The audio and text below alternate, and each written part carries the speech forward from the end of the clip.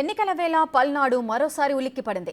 Telugu Desam party కార్యాలయానికి గుర్తు తెలియని వ్యక్తులు నిప్పు పెట్టడంతో పరిస్థితి నివురుగప్పిన నిప్పులా మారింది.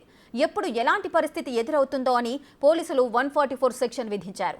ప్రస్తుతం సంఘటనకి సంబంధించి క్రోసూరు పోలీసులకి ఫిర్యాదు చేసిన టీడీపీ అభ్యర్థి భాష్యం ప్రవీణ్తో మా ప్రతినిధి సాయి ఫేస్ టు ఫేస్.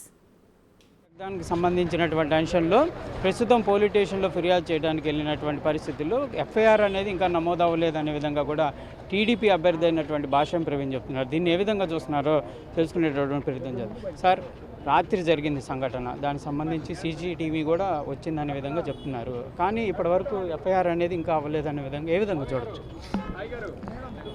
రాత్రి సుమారు 11:30 గంటల ప్రాంతంలో మేము దేవాలయంగా భావించే మా పార్టీ కార్యాలయాన్ని వైసీపీ నేతల ఇదితో వైసీపీ కార్యకర్తలు వచ్చి తగలబెట్టడం జరిగిందండి.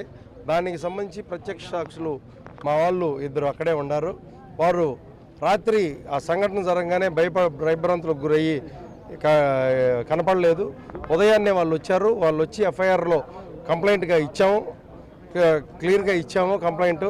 కానీ వాళ్ళు చెప్పేది ఏంటంటే పోలీస్ శాఖ వారు ఉదయాన్నే విఆర్ఓ దగ్గర ఒక కంప్లైంట్ తీసుకొని ఎఫ్ఐఆర్ రిజిస్టర్ చేశాము, మీరిచ్చిన ఎఫ్ఐఆర్లో ఉన్న పేర్లు, మీరిచ్చిన కంప్లైంట్లో ఉన్న పేర్లని మేము తర్వాత యాడ్ చేస్తామని చెప్తున్నారు.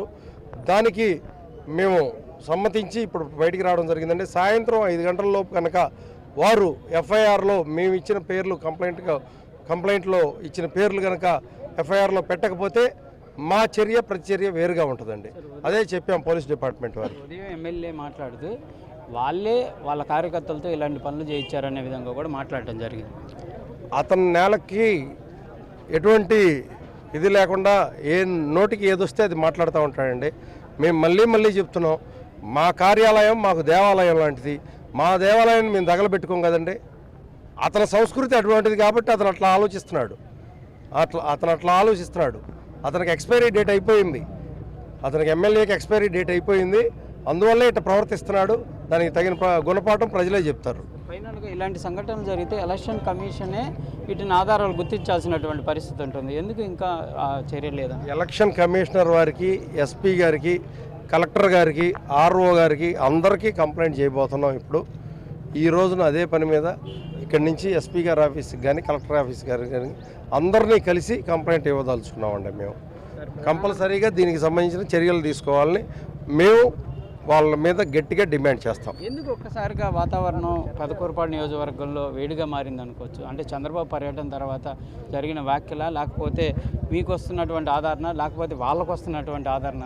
శనివారం రోజు జరిగిన ప్రజాగలం చంద్రబాబు గారి సభతో వైసీపీ వారి ఓటమి ఖాయమైంది. ఓటమి భయంతో వారు ఇటువంటి దుశ్చర్యలకు పాల్పడుతున్నారు. ఇది ప్రధానంగా కూడా భాష్యం ప్రవీణ్ చెప్తున్నటువంటి పరిస్థితి ఉంది. ఈ సంఘటనకి సంబంధించి ఎలక్షన్ కమిషన్కి ఫిర్యాదు చేస్తున్న విధంగా కూడా చెప్తున్నటువంటి పరిస్థితి ఉంది. కెమెరామెన్ సిద్ధితో సాయి శంకర్, క్రోసూరు నుంచి.